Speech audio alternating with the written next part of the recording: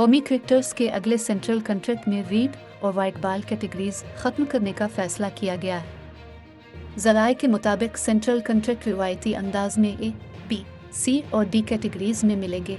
Central contract में खिलाड़ियों की तादाद भी कम कर दी जाएगी। ज़राए के मुताबिक गुज़िश्ता बरस सेंट्रल कॉन्ट्रैक्ट में खिलाड़ियों की तादाद 33 थी।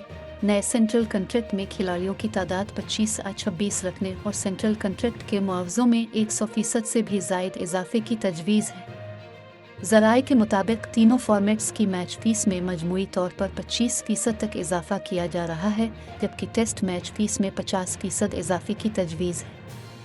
ज़राए के मुताबिक आइंदा हफ्ते डोमेस्टिक क्रिकेट स्ट्रक्चर और सिलेक्शन कमेटी का ऐलान किया जाएगा। सेंट्रल कॉन्ट्रैक्ट्स का ऐलान सिलेक्शन कमेटी के ऐलान और chairman management committee Zaka Ashraf की मंजूरी के बाद किया जाएगा। सिलेक्शन कमेटी के सरबराह के लिए इंज़मामुल हक मजबूत उम्मीदवार हैं।